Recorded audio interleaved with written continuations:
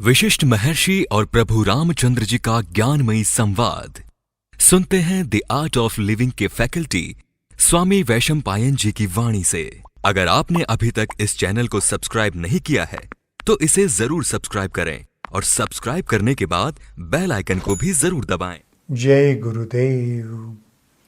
योग वशिष्ठ के अगले एपिसोड में आप सबका स्वागत है। पिछले एपिसोड में काकभूषुंडी बता रहे थे प्राण और अपान के बारे में, कैसे प्राण और अपान को जो सम्मान करते हैं, उस पर जो नियंत्रण पा लेते हैं, वह जीवन में मुक्त हो जाते हैं। उसी चर्चा को आगे बढ़ाते हैं। भुशुंडी ने कहा, प्राण निरंतर शरीर के अंदर और बाहर गतिशील रहता है। प्राण जीवन आधार है और शरीर के ऊपर के हिस्से में रहता है।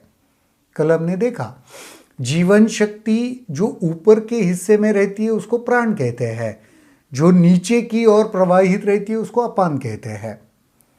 अपान भी प्राण की तरह शरीर के अंदर तथा बाहर गतिशील रहता है, परंतु यह निचले हिस्से में रहता है। जैसे मैंने कहा कि अपान की दिशा नीचे जाने वाली है, प्राण की दिशा ऊपर जाने वाली है।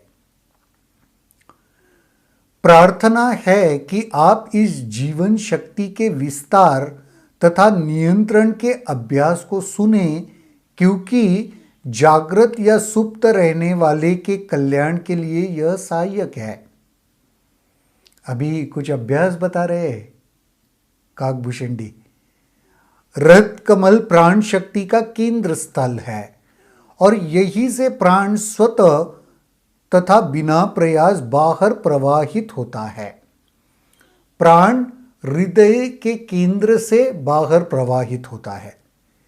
इस क्रिया को उच्छ्वासन या रेचक कहते हैं। हृदय के पास जाता है सांस, बाहर जाता है सांस।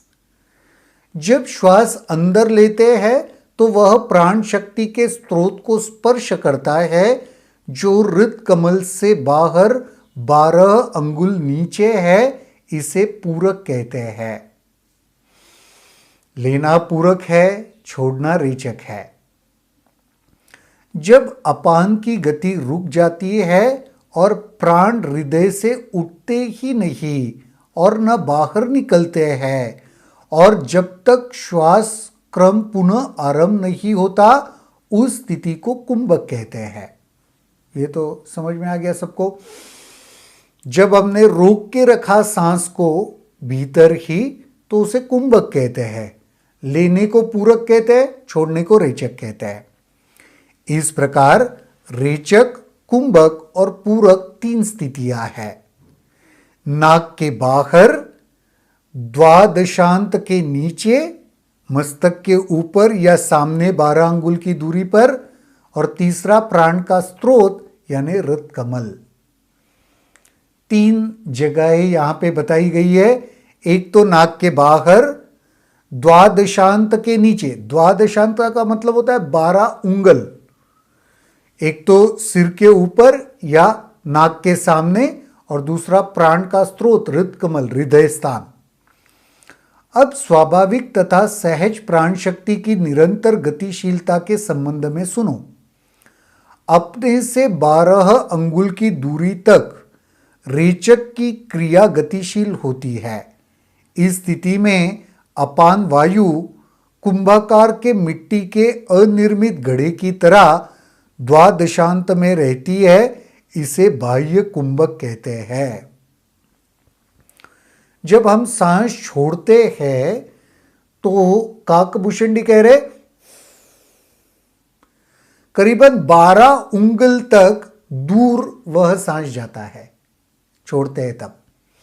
और फिर कुछ समय के लिए ऐसी स्थिति आती है कुंभक की, वहां पे ना सांस छोड़ने की प्रक्रिया है। उस स्थिति को बाह्य कुंभक कहते हैं। कुछ समय के लिए यह अपान यानी बाहर जाने वाला सांस 12 अंगुल तक बाहर रहता है, उसे बाह्य कुंभक कहते हैं। जब बाहर निकलने वाला प्रश्वास नाक की नोक तक पहुंचता है तब इसे रेचक कहते हैं। बाहर निकलने वाला प्रश्वास नाक की नोक तक पहुंचता है। ये सब मैं आपको बताऊं, अगर आपने आर्ट ऑफ लिविंग का एडवांस्ड मेडिटेशन प्रोग्राम किया है ना, तो ये सारा आपने किया ही है और आपको ये सब रिलेटेड भी लग रहा होगा। तो जिन लोगों ने नहीं किया है अभी तक, जिन्होंने एंट्री लेवल कोर्स किया है लेकिन एडवांस कोर्स नहीं किया है, वो ज़रूर करना। ये सारा बहुत समझ में आएगा अच्छे से आपको। जब वह द्वादशांत तक फैलता है उसे बाह्य रेचक कहते हैं। जब प्राण की प्रश्वास की गति बाहर बंद हो जाती है और जब तक अपान ऊपर नहीं उठता तब तक उस स्थिति को बाह्य कुंभक कहते हैं। वो तो हमने देखा, बाहर चली गई सांस, रुकी रही, अंदर अभी लिया नहीं है, उठा नहीं है, तो उसे बाह्य कुंभक कहते हैं। लेकिन जब अपान अंदर प्रवाहित होता है और प्राण अभी ऊपर नहीं उठता तो इसे अंतर कुंभक कहते हैं। यानी सिंपल कहूं तो सांस आपने ले ली और एक पल है उसके बीच में कि वो बाहर नहीं निकली है, अंदर गई, एक पल के लिए रुकी, वो अंतर कुंभक है, वो स्थिति। ठीक है। जब द्वादशांत से अपान उठता है और अंदर फैलता है इसे अंतर पूरक कहते हैं। ये जो सांस लेके अंदर फैल जाता है उसको अंतर पूरक कहते हैं।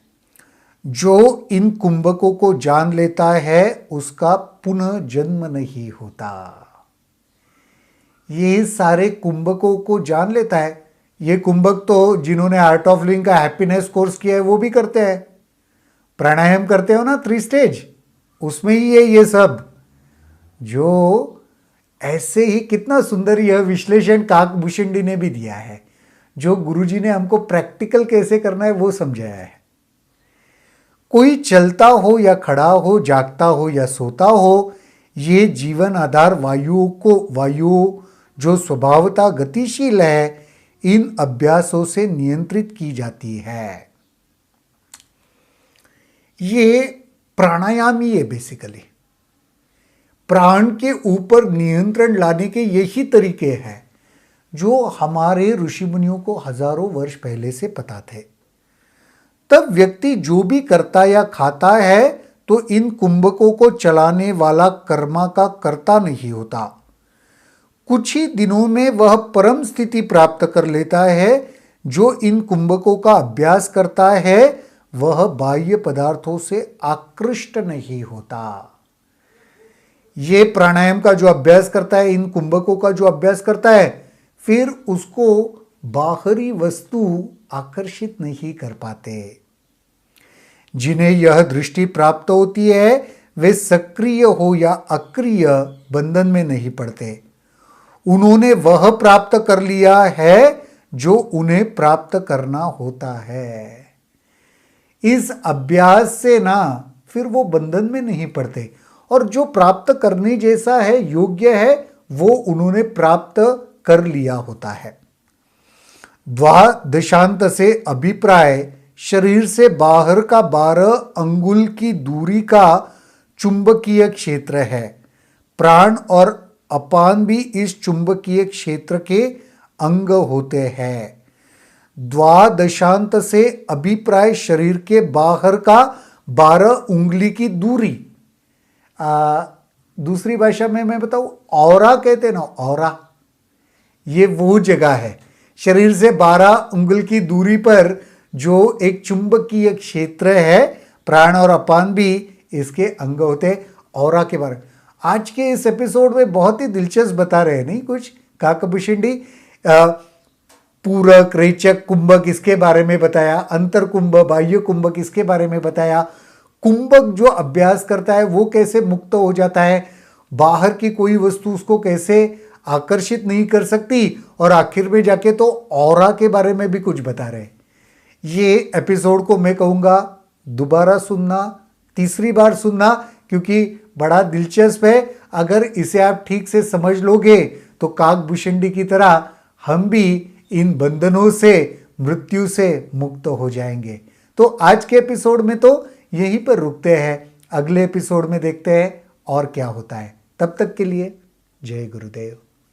अगर आपके इस वीडियो को लेकर कुछ सवाल हैं तो कमेंट सेक्शन में जरूर लिखें, जिसके ऊपर हम आने वाले वीडियोस में चर्चा करेंगे।